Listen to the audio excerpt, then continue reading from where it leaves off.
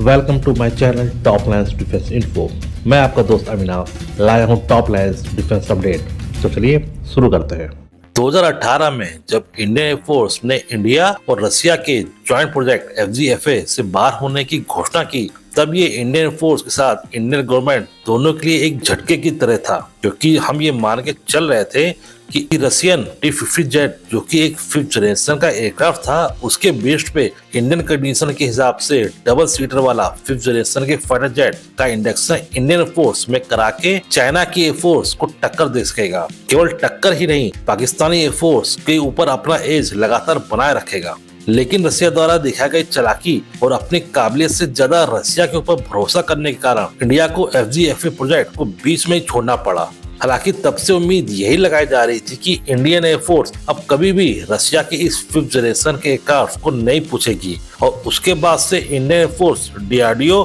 और HAL ने खुद के दम पे इंडिया के पहले 5th जनरेशन एयरक्राफ्ट एमका को बनाने में तेजी दिखाई। हालांकि एमका प्रोजेक्ट इंडिया में बहुत पहले से ही चल रहा था, लेकिन FGFA को इसके ऊपर प्रेफरेंस मिलने के कारण इस एमका प्रोजेक्ट में काम बहुत ही धीमे धीमे चल पा रहा था। 2018 के बाद ही इंडियन एयरफोर्स और HAL ने तेजस मार्क 1, तेजस मार्क 1A तथा एमका के ऊपर सीरियसली काम करना शुरू किया,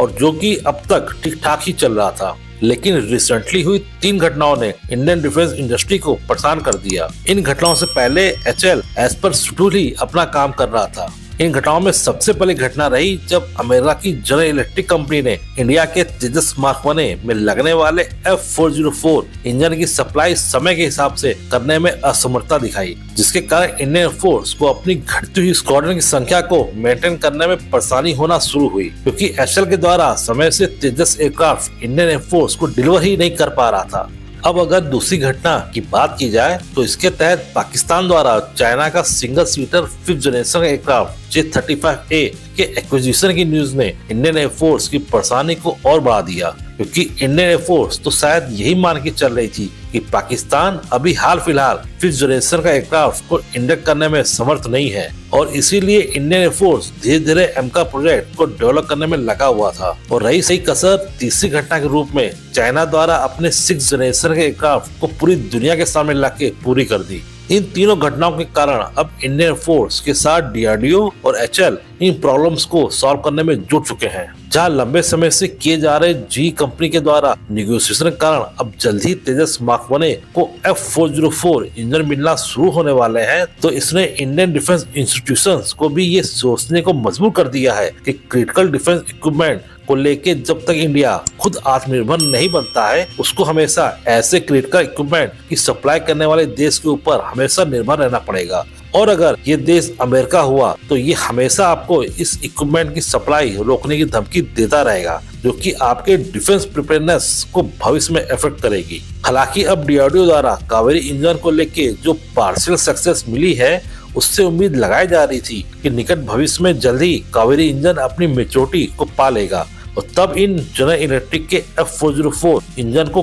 कावेरी इंजन से बदलकर अपने ऊपर लटकी इस अमेरिकन तलवार को हटा सकेंगे। हालांकि पाकिस्तान के J-35A के एक्विजिशन प्लान ने लटकी अमेरिकन तलवार को लंबे समय तक इंडियन एयरफोर्स के ऊपर बना के रख सकता है। कारण जहां पाकिस्तान अगले 2 साल के अंदर J-35A का इंडक्शन अपनी फोर्स में कर लेगा, तो वहीं इंडियन एयरफोर्स 2036 से पहले एमका को इंडक्ट नहीं कर पाएगी। और इसी स्टॉप गैप को खत्म करने के उद्देश्य से इंडियन डिफेंस एक्सपर्ट MRFA के तहत रसिया के Su-57 को खरीदने की एडवाइस दे रहे थे, लेकिन जब से डोनाल्ड ट्रंप के द्वारा F-35E की सेल इंडिया को करने को बोला है, उसने यह मामला थोड़ा फंसा दिया है। इंडियन एयरफोर्स HAL के साथ मिलकर रसिया के Su-57 को फुल टेक्नोलॉजी ट्रांसफर के साथ इंडिया में ही बनाना चाह रहा है, और रसिया भी इसके लिए राजी है। लेकिन ट्रम्प द्वारा अपने F-35 जेट को इंडिया को ऑफर करके जहां एक तरफ रसिया से दूर रखना चाहता है, तो दूसरी तरफ अपने डिफेंस इक्विपमेंट की सेल को बढ़ाना चाहता है। हालांकि इंडिया अगर F-35 की तरफ जाता है तो ये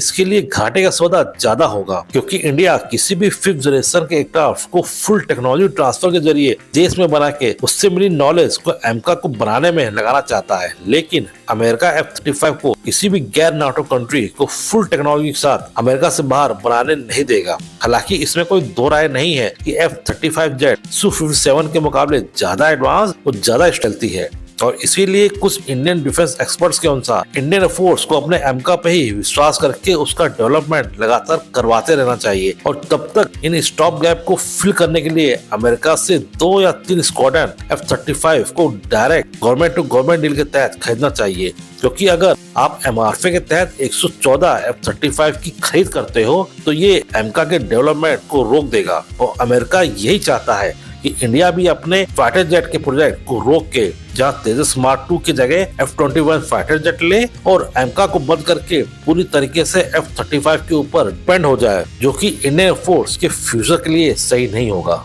इसी तरह की डिफेंस न्यूज और फैक्ट्स की रेगुलर अपडेट पाने के लिए मेरे चैनल को लाइक और सब्सक्राइब जरूर कीजिए और हाँ, बेल आइकन दबाना मत भूलिएगा। जय हिंद।